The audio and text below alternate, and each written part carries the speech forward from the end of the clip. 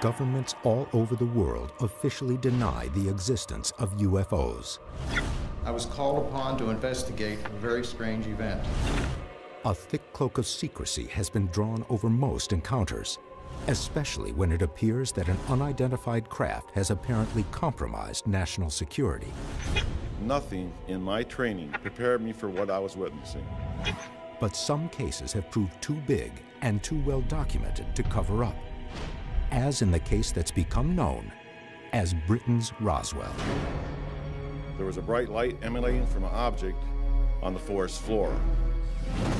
Two strange encounters of the same mysterious lights on 2 consecutive nights in 1980 There's something very, very strange. send American Air Force troops in Britain scrambling to find out if they're under attack.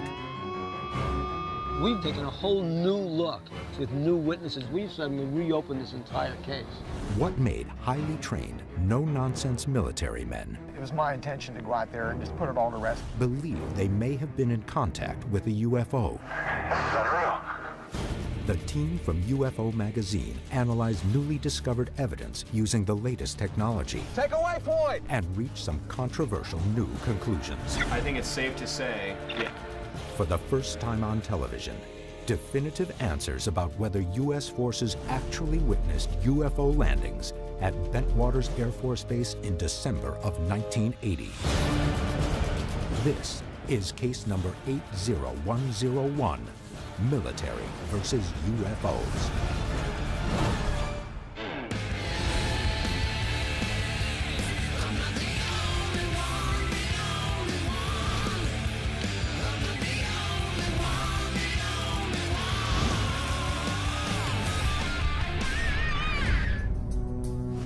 There were multiple witnesses, and an object was seen to land in a place called Rendlesham Forest. Is that awesome or what? Bill and Pat have recently returned from the National Press Club Conference on Disclosure in Washington, D.C., where one alleged UFO sighting stood out because it was witnessed by numerous military officials. I think the most impressive thing about this National Press Club Conference on Disclosure was all the evidence around the Rendlesham landing. Britain's best-known UFO sighting occurred in 1980 and involved United States Air Force personnel from 2 military bases in the UK. This UFO was seen on 2 separate consecutive evenings, and that just doesn't happen in UFO cases. And this is in 1980. Remember what's going on in 1980? The Soviets had invaded Afghanistan. We were nervous about what was going on over in Eastern Europe. So the world was on a knife edge with nuclear weapons. And so at that point, that's when this object appears over RAF Bentwaters, the most secure U.S. military base. They must have some sort of official explanation for that. What the skeptics believe is that there was a lighthouse in the distance. The lighthouse was maybe flashing in the distance, and these soldiers were somehow confused by the lighthouse, and they thought it was a UFO. I don't believe it, Pat. That's not right. These are hard-trained individuals. How would they think it's a lighthouse? I mean, it doesn't make sense. Look, I hear you, Jeff, but that's what the experts have been saying for the past 27 years. Sounds like an interesting theory. You know, guys, we can model that out. We can do our own experiments. We could take GPS coordinates of the various sighting positions and this lighthouse. We could get the topographic maps. We could build a model and see if that hypothesis holds water. This is going to be fantastic because we will either prove it was a lighthouse, that it could have been a lighthouse, or not. Either way, this will be a phenomenal piece of proof as to whether that theory holds up. Let's see if it does. So we're going to Rendlesham? Get your passports. Nice.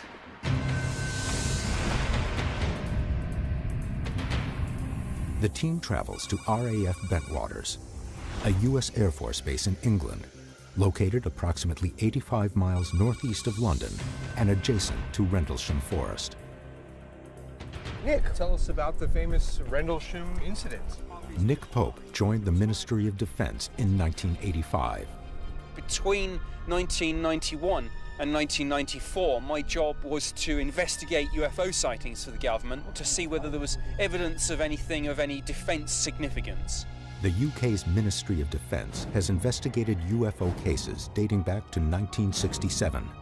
But UFO military encounters across the world date back even further. 1948, United States. Captain Mantell of the Kentucky Air National Guard chases a reported UFO Minutes later, he is killed when his jet crashes. 1956, England. Radar operators at RAF Lakenheath track multiple unidentified objects traveling at speeds of up to 12,000 miles per hour. Now, Project Blue Book, the United States research effort, described this as arguably one of the best radar visual cases in the files. According to Project Blue Book, the object outmaneuvers a Venom NF-3 jet interceptor. Pilots report seeing glowing lights, seemingly under intelligent control. The incident was investigated at the time, but once the air traffic controllers had been interviewed, the pilots had been interviewed, the statements taken, really, this ended up just as unknown. 1989, Belgium. Bierset Air Force Base detects something on radar. 19 police officers spot the craft. One of the witnesses records it on video. The triangular object reportedly pulses with 3 powerful searchlights. Witnesses report the object seems to be noiseless, except for a soft hum. 2.5 hours later, it disappears. 4 months later, it returns. Colonel Wilfred Brewer of the Belgian Air Force scrambles 2 F-16 interceptors. La station radar a été contactée plusieurs fois pour demander s'ils avaient des observations au radar.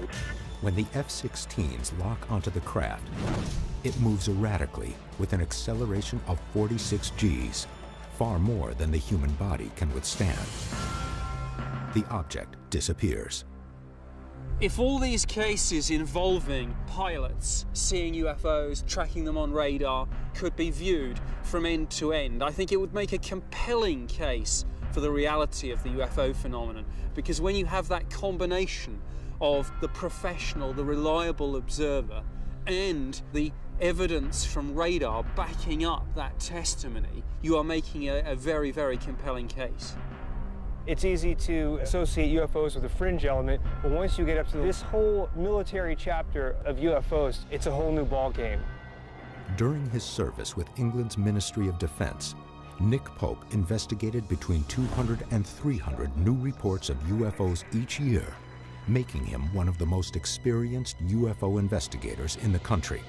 I think that one of the most important UFO sightings of all time is the Rendlesham Forest incident, which occurred right here. On the scale of UFO cases is right up there in terms of its significance and in terms of the evidence. I mean, this has sometimes been called Britain's Roswell. December 26, 1980, midnight. Security police at RAF Woodbridge, a British Air Force base located next to RAF Bentwaters, report seeing an unknown light in Rendlesham Forest. At first, they believe it's a downed aircraft. Later, they realize it might possibly be something else. Sergeant Jim Peniston and 2 other officers investigate the site. When we arrived to inspect the crash site, it quickly became apparent that we were not dealing with a plane crash or anything else we've ever responded to. There was a bright light emanating from an object on the forest floor. Peniston and his team approach the object on foot, taking notes along the way. A silhouette triangular craft about 9 feet long, 6.5 feet high, came into view. Peniston alleges that the craft had blue and yellow lights swirling around its surface. We started experiencing radio difficulties. The air around us was electrically charged, and we could feel it on our clothes, our skin, and our hair. Peniston claims the surface of the craft had inscribed symbols 3 inches high and 2.5 feet long. The largest symbol was a triangle centered in the middle. As Peniston gets closer to the object, he says that he touched it. Even though it looked like black onyx, it felt like metal. 45 minutes later, the object maneuvers through the forest and takes off. It lifted up off the ground and shot away at an incredible speed. It was gone in a blink of an eye. Over 80 Air Force personnel witnessed the takeoff.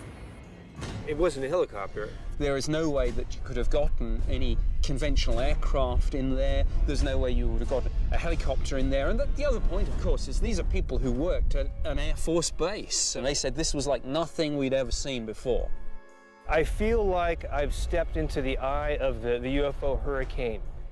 Here was an experienced Air Force officer that experienced something out of this world. Now, this UFO was triangular in shape.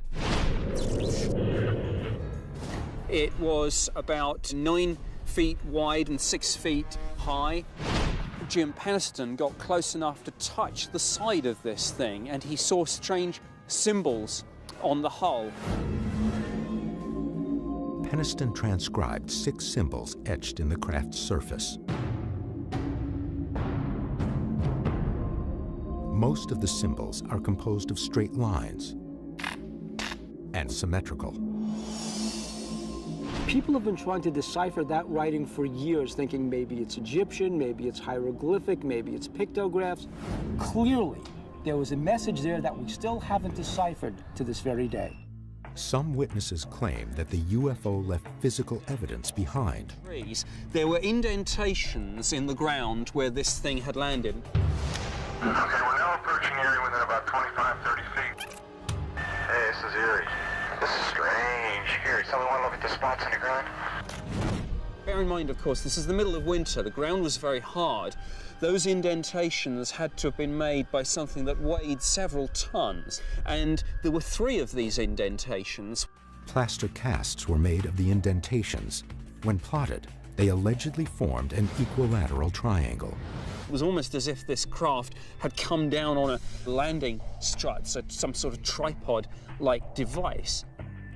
There was no conventional aircraft in 1980 known to have a triangular-shaped landing pad that was equilateral. On the following night, 5 soldiers, led by Colonel Charles Halt, investigate the site. They discover what they feel to be indisputable evidence of anomalous activity. But it had left physical trace evidence. And witness an alarming event. It was back.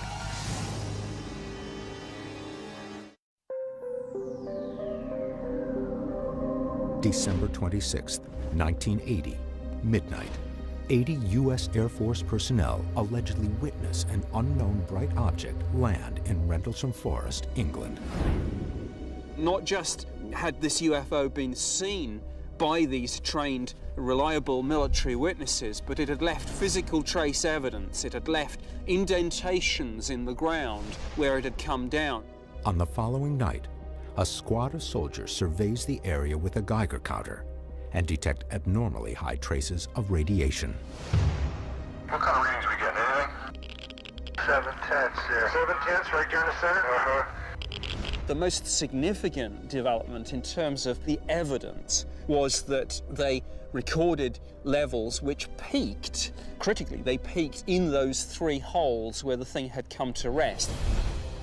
The Ministry of Defense released 38 pages of documents relating to the Rendlesham sighting. Most of the file is correspondence to and from residents curious about the reported event. But one interdepartmental memo contains a chilling sentence. Our defense intelligence staff subsequently assessed the levels of radiation as, quote, significantly higher than background, unquote. It is absolutely official. It's there in black and white in a Ministry of Defense document written by their scientific and technical intelligence specialists, yes. Unlike many UFO stories, this can be backed up. There's an audit trail of verifiable documents bearing out the very things that we've been speaking about. Nick Pope gave us information about documentation that we didn't even know existed, and that makes it all the more valid to me. It's really taken this investigation to a whole new level for me. Experts believe that some military bases around the world have long secret histories of UFO encounters. There are many hundreds of cases of encounters between military aircraft and UFOs. The team tries to find an explanation for these disturbing sightings. You know, I'm going over some of these archival materials here, and I'm finding out that there's a pretty strong correlation between military and UFO sightings. In July 1945, we actually detonated our first atomic bomb test. And 2 years later, also in July, we have the Roswell crash. And the Roswell crash is what, 100 miles away from Alamogordo? Ever since 1947, there has been a correlation between possible UFO sightings and the testing, manufacturing, and storage of nuclear weapons. Is it only a coincidence that Roswell is barely 100 miles from Trinity, New Mexico, the site of the world's first nuclear explosion? And here's this case in Pasco, Washington, 1945. A UFO was caught on radar at a naval air station. It was flying over Hanford Engineering Works, which was a major manufacturer of plutonium. That's right, and Hanford later became a major nuclear power facility, so the nuclear power industry has stayed there really for over 60 years. In 1945, Oak Ridge National Laboratory in Tennessee experienced numerous UFO sightings. We now know the lab was a top-secret atomic bomb plant. In 1965, Edwards Air Force Base in California spotted 12 luminous UFOs on radar. This is the tower at Edwards. We have an object now. We have some confirmed reports of unidentified flying objects in your area. Unidentified flying saucers? They have been confirmed on radar. F-106 interceptors made visual contact. I have another red light moving very rapidly. It's flashing white and green. Definitely isn't an aircraft. The F-106 jets carried Genie nuclear-tipped rockets with its weaponry. Did this nuclear technology trigger a UFO visit? If there's a link between UFOs and nuclear weapons, I mean, what do you think is going on? Are they spying on the technology? Are they interested in nuclear technology? Or maybe they're trying to prevent nuclear technology? I think they are monitoring us. I think they are spying on us. But the big point is this, that every time you see UFOs that are invading the airspace over nuclear weapons facilities that are highly sensitive military installations, they don't even bother to be stealthy because they are entering our airspaces with such impunity over these nuclear weapon sites, they don't even care if they're being seen or not. Strange to be back here. This was the hut row here, where weapons were stored in the ATF fire team facility down there. Colonel Halt served as Deputy Base Commander at Bentwaters during the UFO sighting at Rendlesham Forest. He will neither confirm nor deny the presence of nuclear weapons on the base. You have to imagine, he's the guy who was sitting with his finger on a nuclear button, even though we can't say it, because you can't talk about American nuclear weapons on UK soil. A key security component of the base is the watchtower, located just to the north of the hot row. It provides a view of the entire area and the Rendlesham Forest site. The team meets Gary Heseltine, a former Air Force policeman with experience in securing nuclear sites. I've long been fascinated by the Rendlesham Forest case because between 1983 and 1989 I served in the Royal Air Force as a police officer, and on 2 nuclear facilities you always had a high tower. The significance of the tower was that it was above the tree line and it had a 360 view.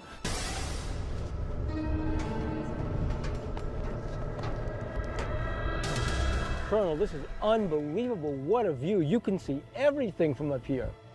Yeah, one thing you have to keep in mind, the trees are much higher now. We had a 360 panorama from up here before. We would never let the trees grow this high for security reasons. And from here, the tower operator had a fantastic view of everything for miles around. So if somebody were up here, he could see everything that was going on over in that area that night, on both nights. But with somebody up here? This type of tower would have to be manned 24 hours a day, 365 days a year. So, Colonel, I suspect that there was somebody up here. Have you any knowledge of anybody up here? Oh, yes. In fact, I know who was up here very well. In November 2007, Colonel Halt received an email from one of the guards who was posted in the observation tower that night in 1980. He has given me quite a bit of correspondence, and he verifies the fact that that night when he was in the tower, he actually saw beams coming down into the weapons storage area, simultaneous to the one we saw over our feet in the field. Did you say there was a man up here who also saw the incident from here, and he saw beams coming down? So this is a whole new witness to this entire case. Well, he doesn't really want to come forward. If a person were up here, as you've said, and could see the whole thing, including the lighthouse and the events on the ground and the forest. We're talking about a genuine object. It's firing beams down into a special facility, a highly secret, secure area. So we have a whole new witness. This breaks this case wide open again. Another piece of evidence also corroborates the alleged UFO incident. On the following night, December 26, 1980, Colonel Halt documented his encounter on a cassette recorder. It recreates his experience moment by moment and has become one of the most compelling documents in UFO history. This is unreal. What is it? We don't know, sir. The team retraces the steps of Colonel Halt's UFO encounter that night. This is the infamous East Gate at Woodbridge. This is where the event actually started. Colonel Halt arrived at the site with 5 servicemen after being told by the other police officers that the mysterious light had been spotted a second time. The police claimed that it was back. They kept telling me it was back. When you heard this report from these men, what did you make of it? What was your frame of mind? I thought there was a rational explanation for this. I guess I was a non-believer is the best way to put it. What happened when you came out to investigate? Somebody had to go out and respond and put this to rest. And it was my intention to go out there and just put it all to rest and put it all behind us and get it over with. And that's really what I intended to do and what I expected to do. In fact, you know, when I got out there, I thought, why did I ever get involved in this? I wish I had done this. I wish I'd let somebody else do this, because nobody will believe this. So I gathered up a small team, 5 people, and we went out into the forest. You just saw a light where? There it is again. Yeah, it's a strange red light. Here he comes from the south. He's coming toward us now. Colonel Charles Halt, an American serviceman stationed in Britain in 1980, recounts the night he chased down what he believes was a UFO. Did you do anything to document the sighting on the night? Yes, I actually have my little Linear portable tape recorder with me, so I turned it off and on as something was occurring. I documented everything on the tape. It's a strange red light. There's something very, very strange. And it just moved to the right. Yeah. Off to the right.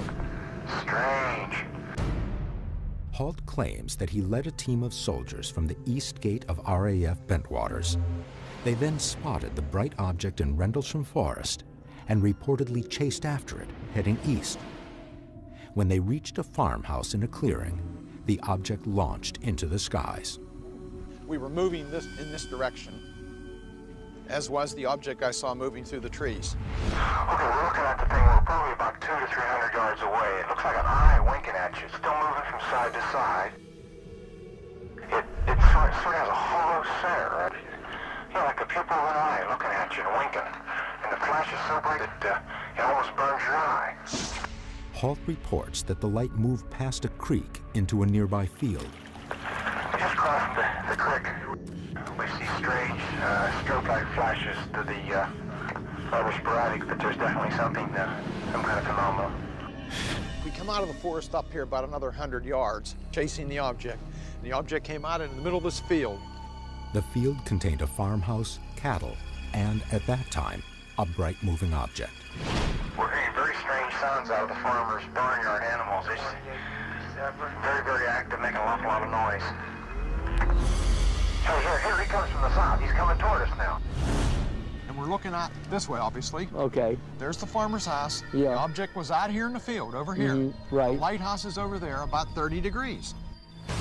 Now we're observing what appears to be a beam coming down to the ground. This is unreal.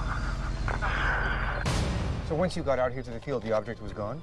The object silently exploded into 5 white objects, and they just disappeared. Is there any way this could have been some sort of flare? Flare doesn't move through the forest avoiding trees and bob up and down a little bit. It came toward us at some point, it went away from us at some point, and when we approached it, it moved out here into the field. Now what exactly were you seeing? It was an object that was oval-shaped, bright reddish orange, almost like the sun at midday. It had a black oval center, and it would blow, like wink a little bit, and it was dripping something like molten metal. there was molten metal? Well, I say that's the only way I can equate it. Something was dripping, it appeared off it. So helicopter explanation is out? No, it wasn't a helicopter. Colonel Halt is one of the most credible eyewitnesses that I've ever had the chance to talk to. This man ran an entire military base with a lot of top secret weapons that he couldn't tell me about. And I don't think he made a mistake that night. I think something happened that people weren't meant to know about. These two bases, adjacent to the forest, were among the most secure in the world. Impenetrable fences encircled the bases, razor wire, motion detectors, embedded sensors, and more than 25 heavily armed patrolmen guard the facilities. This was a facility with some of the tightest security in the world. And this thing comes out of the sky, it lands there not once, but twice in a 24-hour period without triggering any sort of alarm. The only way that this thing was seen was by the human eye when these guards came out to see it. And what's odd is that this thing was brilliantly lit. It shone beams down to the ground. It's almost as if it didn't even care if it was seen or not. It's almost as though it could care less about how we would defend ourselves against it. There's nothing we had that this thing was scared of. And for me, that's the scariest thing of all. RAF Bentwaters most likely housed nuclear weapons as tensions grew in the 1980s. You have to remember what the world was like in 1980. Some historians call it the start of the Second Cold War, a Cold War threatening to become a hot war, with two sides staring at each other across the Iron Curtain. And Ronald Reagan had just been elected president and was making all kinds of threats against the evil empire of the Soviet Union. It was a very scary time, with both sides making all kinds of military threats. I'm not saying the aliens were actually listening to us, but if they were, they might have thought we were just days away from pushing the button. And here, a UFO came over a nuclear weapons base, was beaming shots of light down on nuclear weapons. I guess maybe scanning the weapons. It interfered with the base operations, interfered with the radios. They scrambled the security team. The UFO actually lured the security team off the base. So the Americans freak out. They shut it down. They do nothing. They don't want to talk about it. The United States hasn't investigated UFOs since Project Blue Book ended in January 1970. But to this day, Britain's Ministry of Defense does, as unidentified objects might pose a threat to British security. Strangely, Colonel Halt, an American, was not interviewed or debriefed by British authorities. There was nothing like this had ever happened before. All previous UFO sightings were just lights in the sky, really. The Americans kind of hope that the British will deal with it, and the British hope that it's an American problem, and that if anyone says nothing, hopefully the whole situation will go away. British and American authorities simply advised Halt to send a memo to the UK's Ministry of Defense about the events in the forest. But 2 days prior to Colonel Halt's submission of his memo, another inexplicable event occurred. An event that left local resident and forester Vincent Thurkettle puzzled and disturbed. I lived in a cottage just over there. I was out chopping wood. Thurkettle lived and worked in Rendlesham Forest at the time of the sighting. Between Christmas and New Year, a car pulled up, two young Englishmen got out, say 25 years old, in suits, came and talked to me. And what they were asking was, they said, "We've heard of red lights being seen in the forest." Who were these mysterious men? And how did they know of the UFO event before Colonel Halt released the information? It sounds to me like Vincent was actually visited. The team uncovers some alarming answers.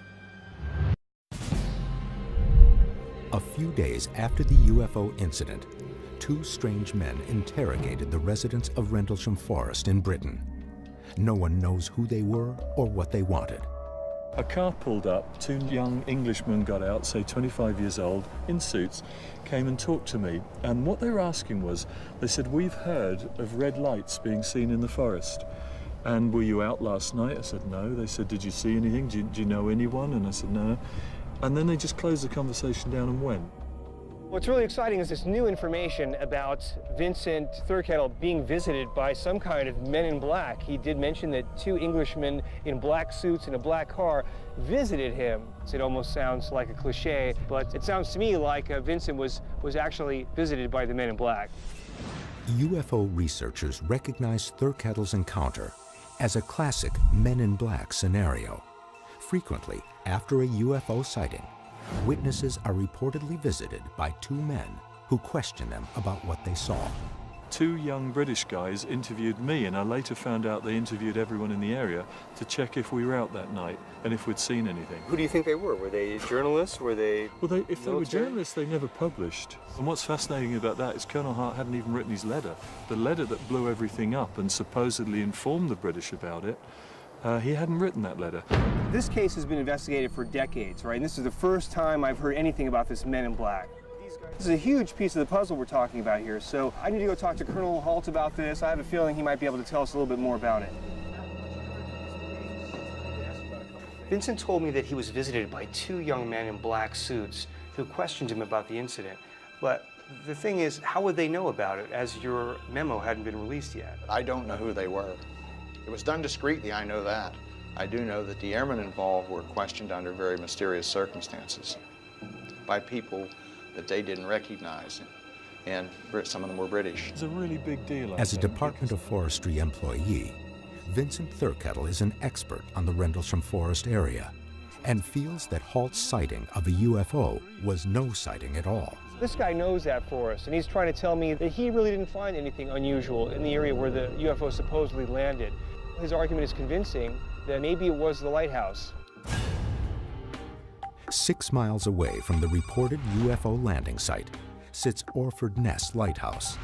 Skeptics claim that its 3,000-watt beam of light is what the servicemen mistook for the UFO. It's sort of like a pupil of an eye looking at you, winking. And the flash is so bright it almost burns your eye. If we don't believe they were looking at the lighthouse, then we have to believe that they were watching a UFO which was pulsing at the same interval as the lighthouse and was, less bright than the lighthouse, and yet on Colonel Halt's tape, he makes no mention of it.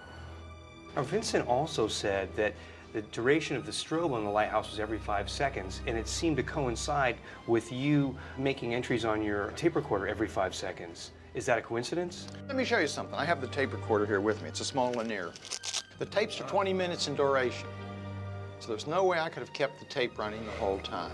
I must have stopped that tape 100 times. And it's very simple to do. If you look, there's just a simple slide switch. I was going click, click, click, click the whole time we were out there because I didn't want to run out of tape.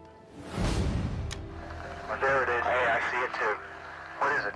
We don't know, sir. Yeah, it's a strange, small red light. Looks to be maybe a quarter to half mile, maybe further out. 6 weeks later, Thurkettle inspected the 3 indentations the UFO supposedly made in the field.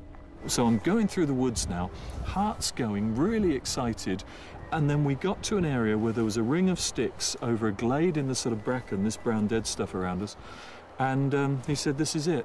As I looked at it, I said, but these are rabbit scrapes.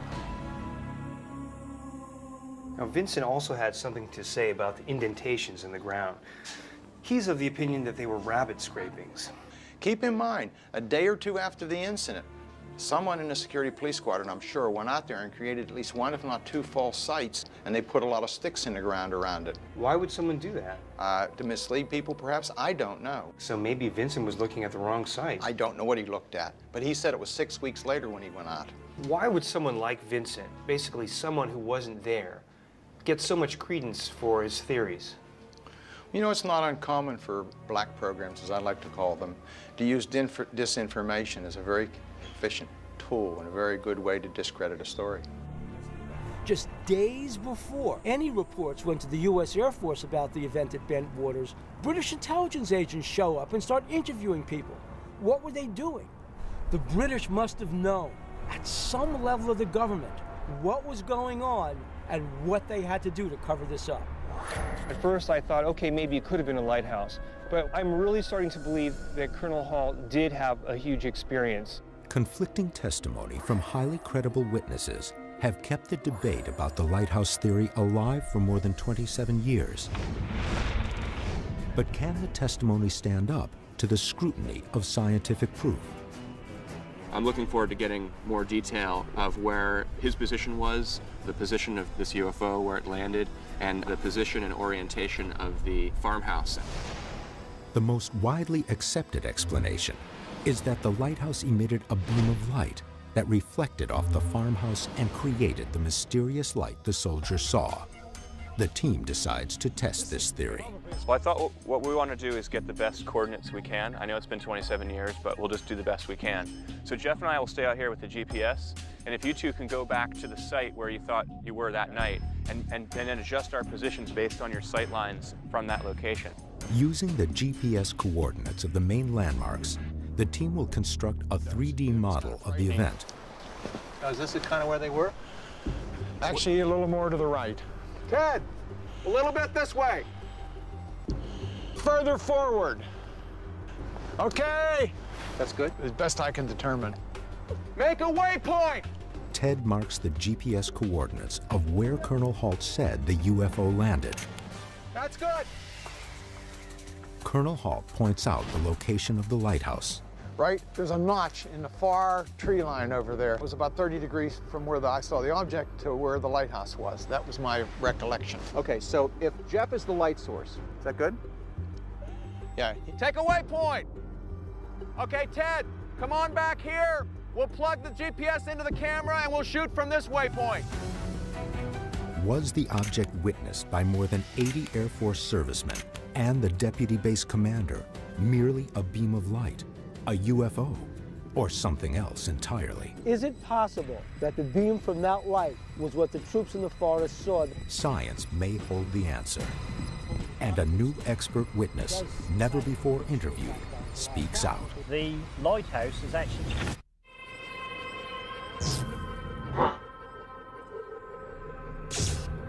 Experiments producer John Tyndall has created a model of Rendlesham Forest to determine what the military officers witnessed. Was it a beam of light or a UFO?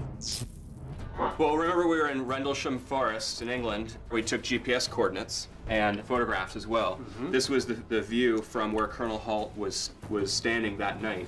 And with that and the photographs, we've been able to recreate to scale exactly what was happening there. And what we want to do is prove and or disprove two different points. The first point is, can a lighthouse 6 miles in the distance have any sort of effect on the face of that farmhouse? Second, can the UFO have an effect on the face of that building? What the colonel was saying was he was actually seeing reflections coming back from the windows. So in that miniature, we put some little dental mirrors in there actually to aid us in doing the reflection. Never before has somebody actually geometrically set up the angles of sight between the lighthouse, the farmhouse, the clearing, and the forest. So where was Colonel Halt's line of sight now? Right over here. So this is the position where he was standing, and we've set this up as a line of sight so we can get the exact angle to the lighthouse or the windows in the house. I see it. Jeff, why don't you bring the magic UFO wand in, and we're going to approximate it in that area. That position where Jeff has that light is where Colonel Halt said this UFO had landed. I can see the reflection in the window from his point of view, and what's interesting is that the lighthouse is a separate light entirely, not reflecting in the window. Because there's no reflection from the lighthouse to this, into this line of sight. You see the light directly, but you don't see any reflection. But I don't understand how the lighthouse even plays into this. That's a very good point. The lighthouse is almost over the horizon, and it's just a very strange idea that experienced servicemen would get excited about a lighthouse in the distance. There it is again. There's a strange red light. There's definitely something there, some kind of phenomenon.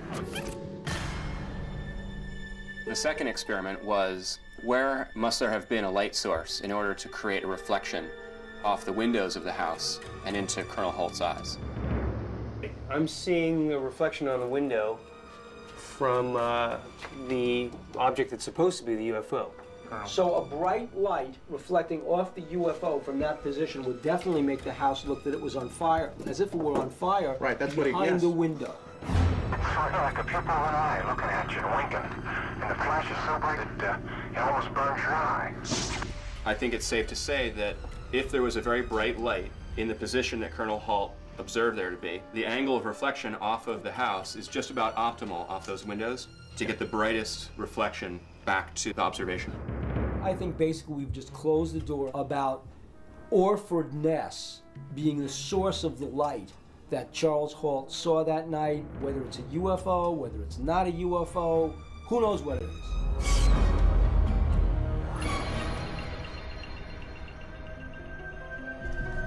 One person may be able to provide a definitive answer to this UFO debate.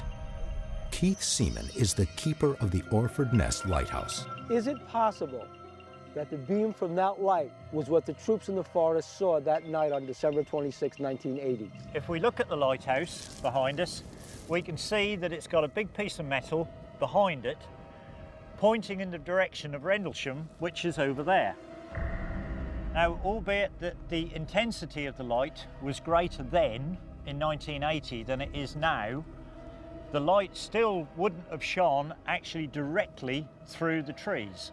All you would see on a clear night is the flash of the lighthouse every 5 seconds going across the sky. So you're saying that that cover, that piece of metal that is blocking the light, was there in 1980? It's always been there. So there's never been a time in the history of this lighthouse that the light was actually shining towards Rendlesham Forest? No. I think we finally got a whole new piece to the puzzle. According to Keith Seaman, the lighthouse attendant, there's a big piece of metal on the backside of the lighthouse that doesn't shine towards land, it shines out to sea. So this is like a huge, exciting, new piece of information that no one's really ever looked into. And thankfully, we actually came here to get the information, to find out for ourselves. We interviewed Charles Halt and confirmed the entire story that Colonel Halt said. We actually went to the tower, brand new spot, where a witness whom we discovered saw the entire event play out from the vantage point of the tower and could see everything. We've interviewed other witnesses, and every single story was credible. All these eyewitnesses have stood by their testimony for over 30 years now. And we've completely disproven this whole lighthouse theory. Yeah, but guys, it's not like just by disproving the lighthouse theory, we've proven the existence of UFOs. I mean, there still could be other explanations. You know, we know there are 2 top secret Air Force bases in the area. It could have been some sort of new top secret military aircraft or a drone or something. I just don't want to jump to the conclusion that it has to have been extraterrestrial UFO vehicles. True. I mean, what if it were some kind of drone, but maybe it wasn't ours? You know, that would explain all the disinformation around the topic, right? The government's denial that anything of significance happened there. And I would give you that without hesitation, except for one thing in my mind that still sticks. Drones, at least the ones that I know, don't float out into a field and then split into 5 separate lights and go in 5 separate directions. That bothers me. Well, it could still be some kind of top secret drone, right? Look, we've really done a great job in this case. I think we've really closed it up. We've sent the skeptics running. As you say, we've shown it could not possibly have been their favorite theories. So you know what? We've debunked the debunkers. The Rendlesham Forest case differs from other reported sightings because of the number of witnesses, Over 80 witnessed the takeoff. the level of their expertise, The deputy base commander is telling me that he had a UFO event. and the physical evidence left behind. We discovered radiation. But like most UFO cases, there may be an earthly explanation for the events of those 2 nights in 1980. Did the troops really encounter a UFO? Is it possible that nuclear bases are being monitored by something not of this world? I'm firmly convinced that what we saw was something out of the ordinary. The answer to why a UFO presence might persist here and elsewhere is as mysterious as the UFOs themselves. Here's something very, very strange.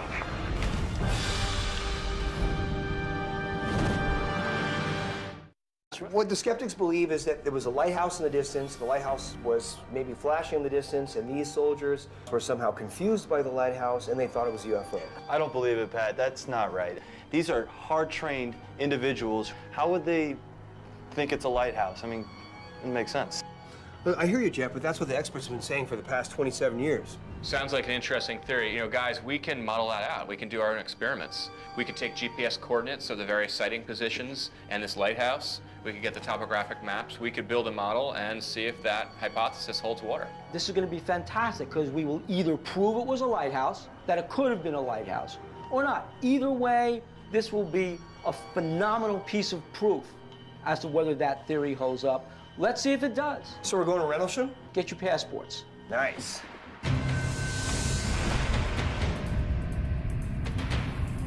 The team travels to RAF Bentwaters, a U.S. Air Force base in England, located approximately 85 miles northeast of London and adjacent to Rendlesham Forest. Nick, tell us about the famous Rendlesham incident. Nick Pope joined the Ministry of Defense in 1985. Between 1991 and 1994, my job was to investigate UFO sightings for the government to see whether there was evidence of anything of any defence significance. The UK's Ministry of Defence has investigated UFO cases dating back to 1967. But UFO Military Encounter 1980. This is case number 80101, Military versus UFOs.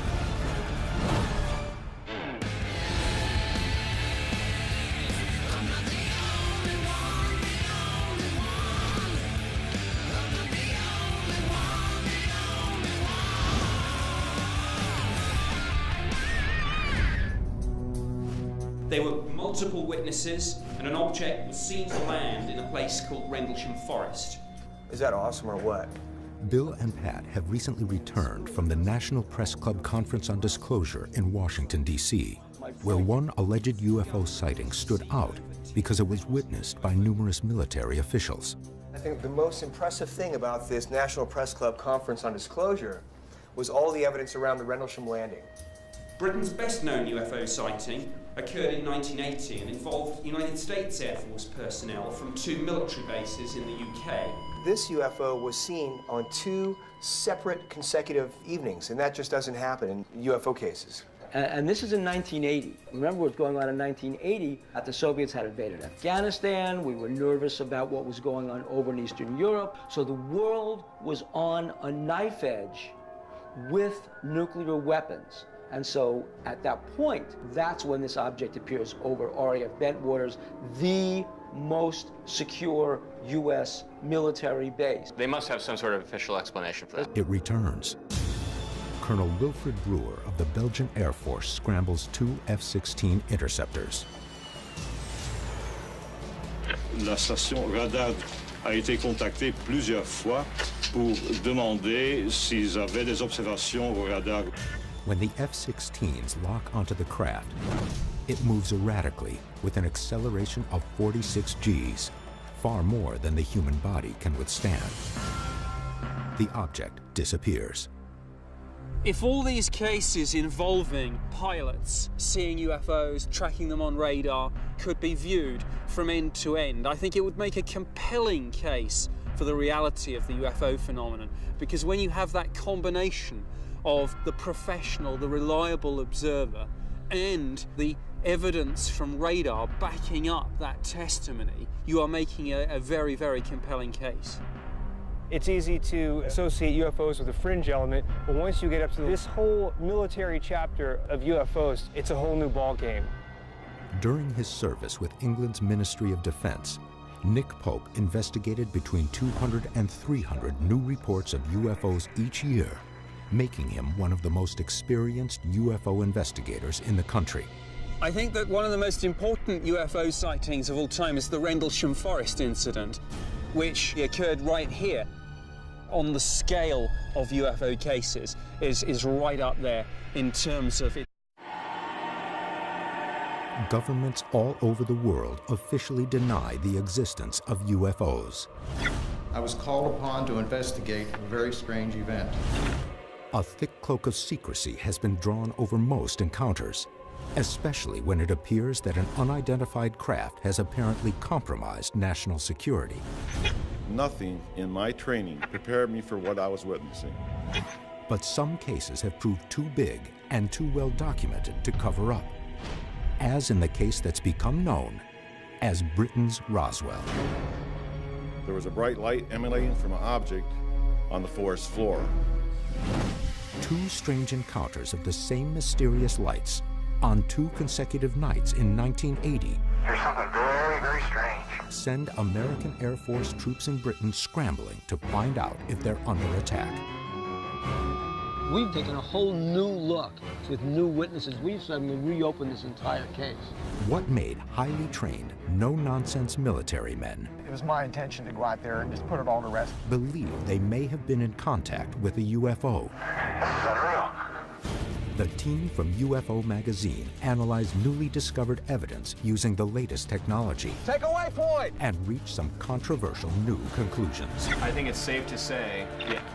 For the first time on television, definitive answers about whether U.S. forces actually witnessed UFO landings at Bentwaters Air Force Base in December across the world date back even further.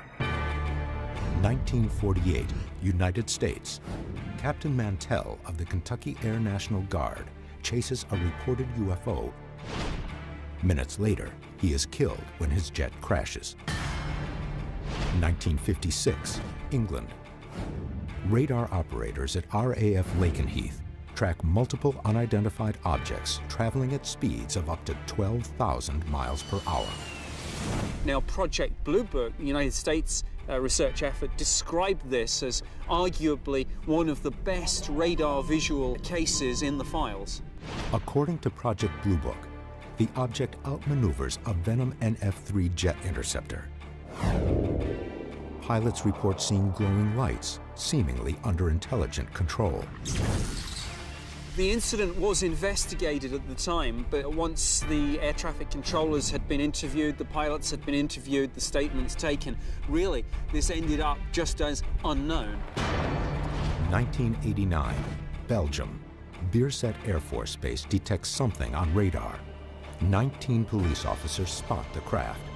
One of the witnesses records it on video. The triangular object reportedly pulses with 3 powerful searchlights. Witnesses report the object seems to be noiseless, except for a soft hum. 2.5 hours later, it disappears. 4 months later,